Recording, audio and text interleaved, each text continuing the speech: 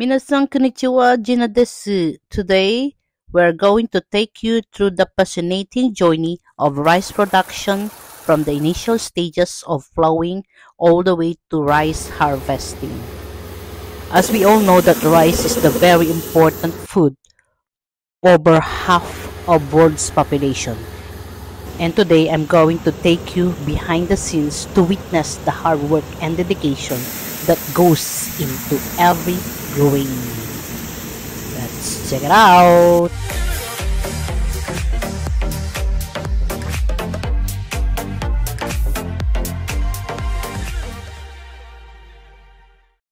It all begins with plowing the field, which helps prepare the soil for planting. Yan si Happy.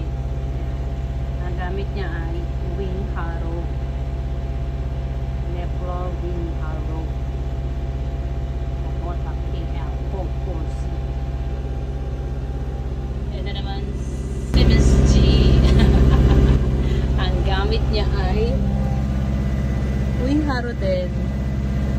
Kaya lang maliit na wing harrow. Yung unang hilera pa lang ang ginagawa ko. Tapos si Habi naman final touch na. Ayan, final touch.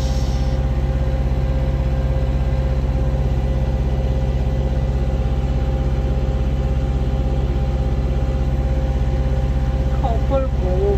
This step is crucial for losing the soil, removing the weeds, and improving the water retention. And once the rice field is prepared, it's time for transplanting. In our rice planting machine, fertilizers is included. So we're going to carry also the fertilizer. So it's planting time.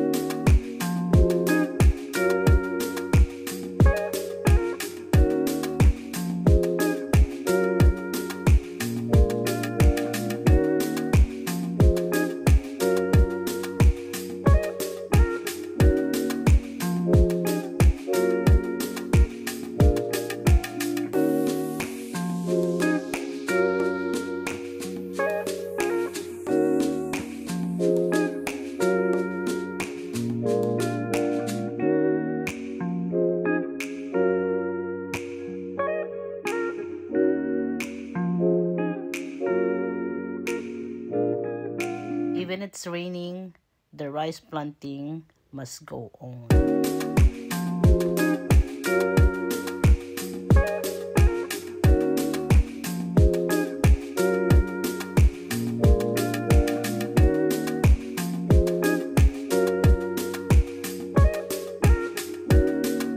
Ayan guys, pupunta tayo sa mga tambo-tambo natin. Mag-spray tayo ng mga damo-damo. Spray. Check it out. Dito sa amin.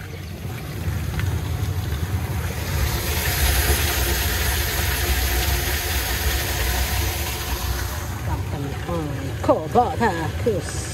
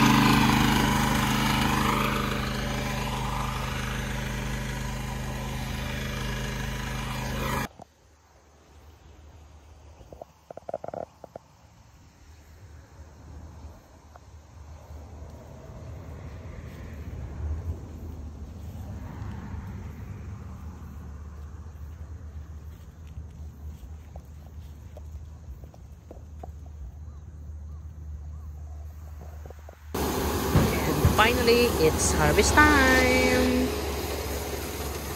We are using combined harvester by Kubota ER470.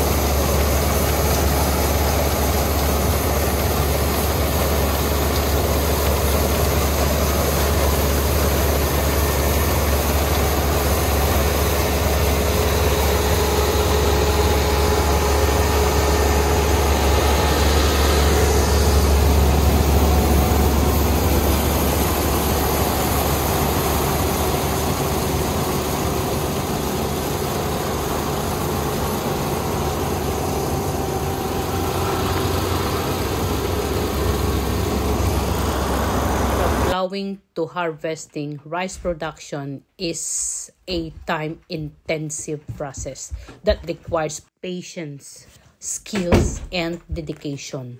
The journey may be long, but it ensures that millions of people worldwide have access to one of the most important foods in their diets.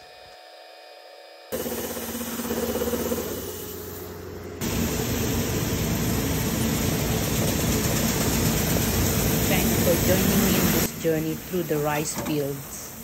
Until next time, happy farming! Bye-bye! Mata ne!